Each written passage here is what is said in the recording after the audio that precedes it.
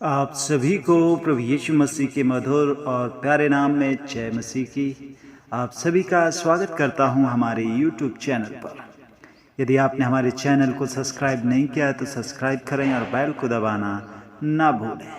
आज हम देखेंगे भजन संहिता अध्याय 1 और यहाँ पर इस प्रकार से लिखा हुआ है, क्या ही धन्य है वह पुरुष जो दुष्टों की युक्ति पर नहीं चलता और ना पापियों के मार्ग में खड़ा होता और ना ठट्ठा करने वालों की मंडली में बैठता है। मेरे प्रिय भाई और बहनों, इस भजन को लिखने वाला राजा दाऊद है और वह कहता है कि धन्य वह पुरुष है, वह व्यक्ति धन्य है, आशीषित है जो व्यक्ति दुष्टों की युक्ति पर अर्थात दुष्टों की बात को नहीं मानता है।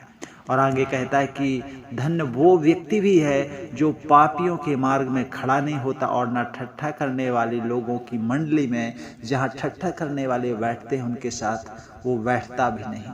ऐसा व्यक्ति धन्य व्यक्ति है।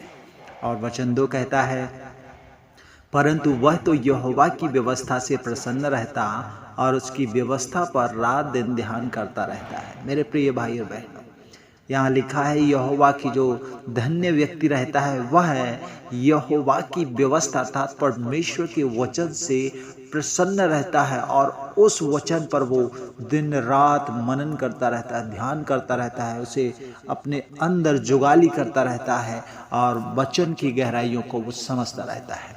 वचन 3 कहता है, वह उस वृक्ष के समान है जो बहती नालियों के किनारे लगाया गया है और अपने ऋतु में फलता है और जिसके पत्ते कभी मुरझाते नहीं।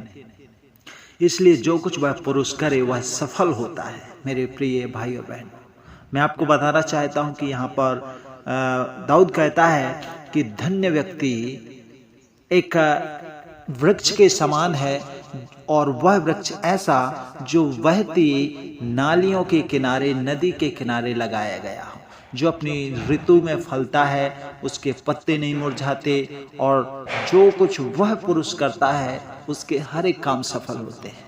तो क्या आप यीशु मसीह रूपी नदी के किनारे या यीशु के पास लगे हुए हैं? यीशु रूपी झरने के पास आप खड़े हैं? यदि आप ऐसे खड़े हुए हैं या यीशु के पास रहते हैं, यीशु के वचन पर दिन रात ध्यान मनन करते हैं, सच में आपके भी हर एक कार्य सफल होंगे।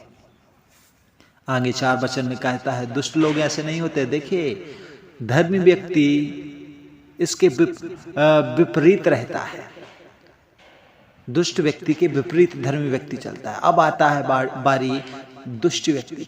दुष्ट व्यक्ति जो रहता है वो पापियों के मार्ग में खड़ा होता है, वो ठट्ठा करने वालों की मंडली में बैठता है, लेकिन धर्मी व्यक्ति नहीं बैठता। यहाँ 2 प्रकार के मनुष्यों के विषय में लिखा हुआ है।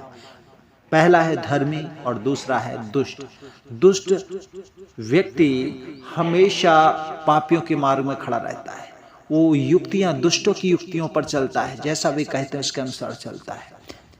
और यह लिखा है कि जो दुष्ट है उसका नाश कैसे होगा। दुष्ट लोग ऐसे नहीं होते, वे उस भूसी के समान हैं जो पवन से उड़ाई जाती है।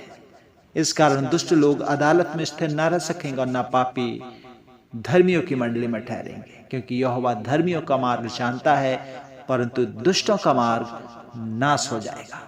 मेरे प्रिय भाई और बहन, आपको इस वचन के माध्यम से राजा दाऊद जो परमेश्वर का दास है वह आपको बताना चाहता है कि आपको धन्य व्यक्ति बनाने के लिए, आपको धन्य रहने के लिए, आपको आशीषित रहने के लिए खुदावंद ने आपको सृजा है, रचा है।